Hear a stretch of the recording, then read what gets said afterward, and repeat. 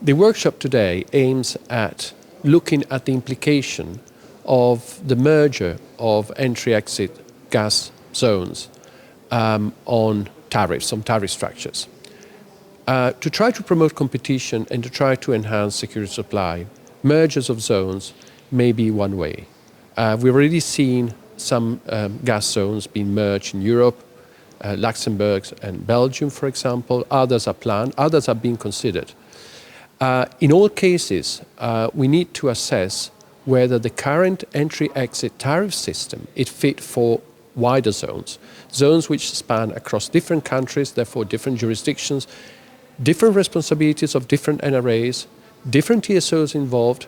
So we need to see whether the current system, the current structure is fit for this purpose. We need to see how TSO's revenues can be guaranteed, the allowed revenues.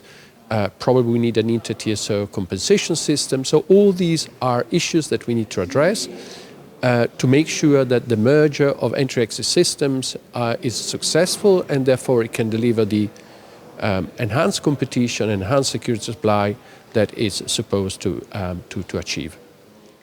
The current entry-exit tariff system in the gas European market is a tariff methodology that needs to be readdressed if we want a real integrated and efficient gas market in Europe. This is because within this tariff methodology, we are addressing at the same time cost allocation and efficiency. What we really want is to give a clear, efficient price signal to the market, looking only at allocative efficiency and to set up measures and mechanisms for cost recovery in the best manner. So in this morning's discussion, I was representing the agency's view on single cost allocation in a multi-TSO area. And our thinking in discussion with the national regulatory authorities brought us up that it's very much advisable to look into the possibility to have a single cost allocation within an entry-exit, which is completed with the inter-TSO compensation. Then we were also discussing in the morning how this could be implemented or you have cross-border relationships. And there, the situation might be a little bit more complex. You have more regulatory systems involved. And then those things, particularities, can make the discussions more difficult to come to the same outcome. Usually, we have the difficulty to get proper, transparent framework for tariff setting. We don't have all the data in all the countries. You cannot have a view, a detailed view at an EU level. So these difficulties appear in the current tariff code discussion, and transparency remains a very fundamental issue to know what is the value of the assets and to know how that asset is remunerated. So the trader's view of whether there should be many more entry-exit mergers really depends on the situation at hand.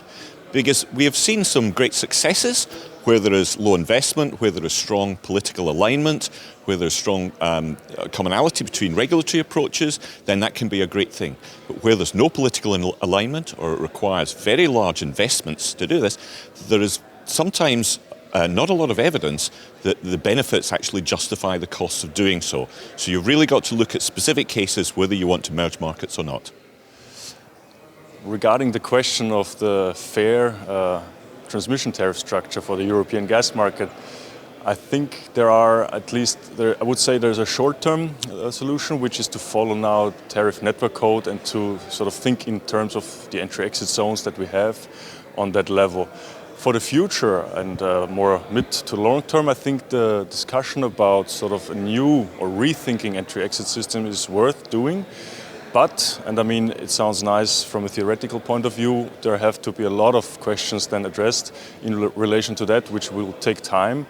And I mean, I think it's a move more to a centrally planned system for the European market. Someone having to decide redundancy in the infrastructure and inter-TSO compensations and so on.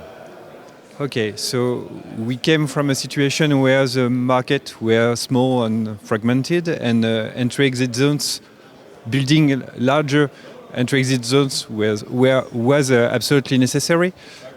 But right now, moving at the next stage and to have a fully integrated market, European market, we may require other solutions. The question is, how should the fixed cost be spread between the stakeholders? And yeah, maybe another question is, should we keep the same kind of capacity products as we have right now?